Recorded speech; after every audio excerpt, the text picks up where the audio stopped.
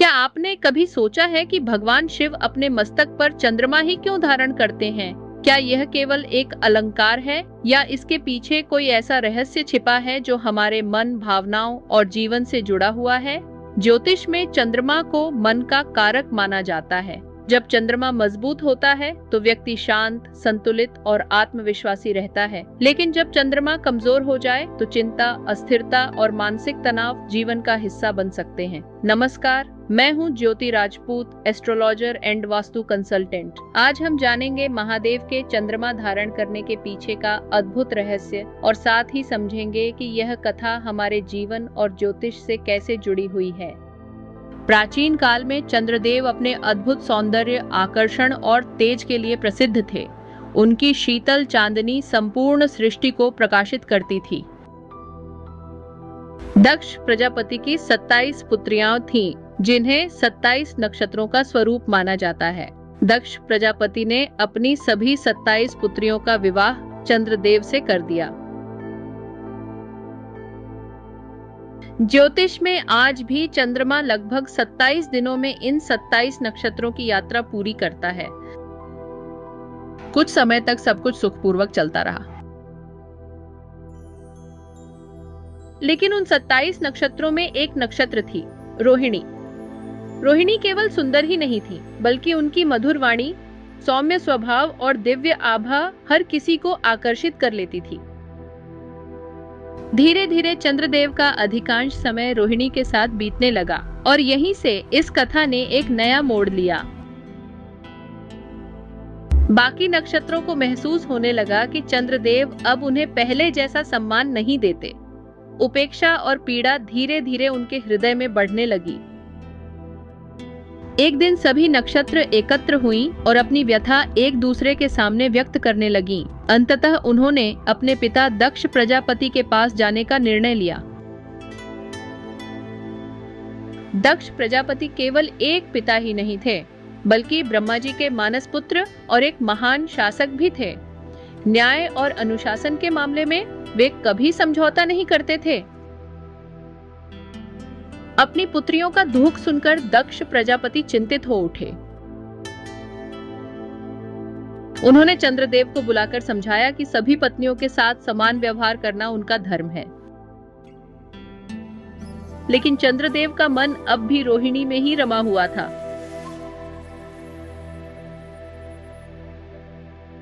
जब दक्ष प्रजापति को झांत हुआ कि उनकी चेतावनी का कोई प्रभाव नहीं पड़ा, तो उनका धैर्य टूट गया।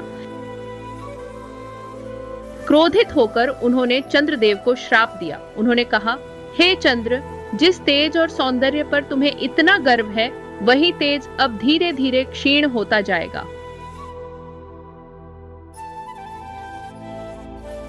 श्राप का प्रभाव तुरंत दिखाई देने लगा। चंद्रदेव का दिव्य तेज कम होने लगा। जो कभी संपूर्ण आकाश को प्रकाशित करता था, वही चंद्रमा अब स्वयं कमजोर होने लगा। ज्योतिष में चंद्रमा का तेज मानसिक शक्ति और भावनात्मक स्थिरता का प्रतीक माना जाता है। जब चंद्रमा कमजोर होता है तो व्यक्ति भी मानसिक रूप से अस्थिर होने लगता है। देवताओं और ऋषियों ने उन्हें एक ही मार्ग बताया, महादेव की शरण। तब चंद्रदेव हिमालय की ओर चल पड़े। उन्होंने भगवान शिव की कठोर तपस्या आरंभ कर दी।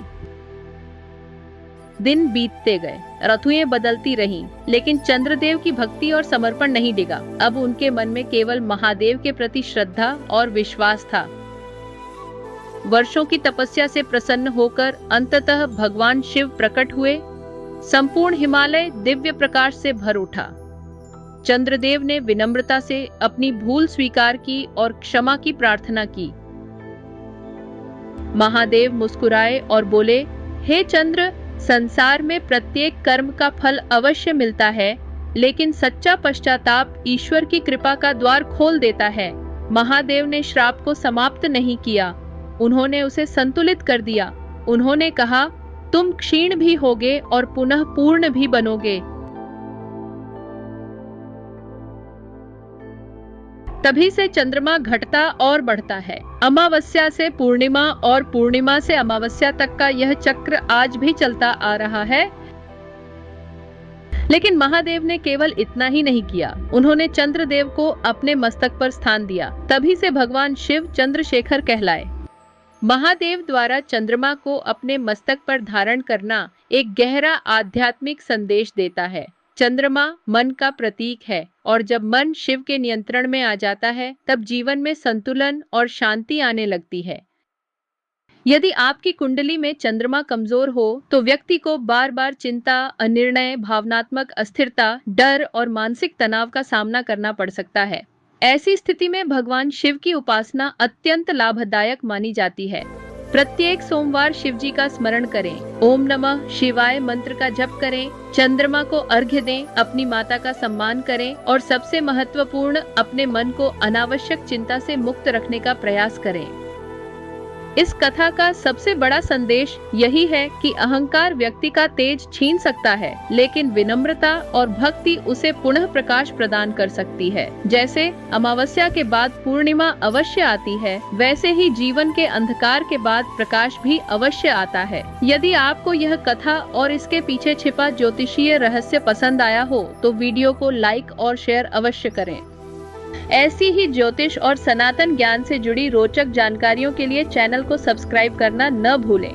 मैं हूँ ज्योति राजपूत। आप सभी का बहुत बहुत धन्यवाद। हर हर महादेव।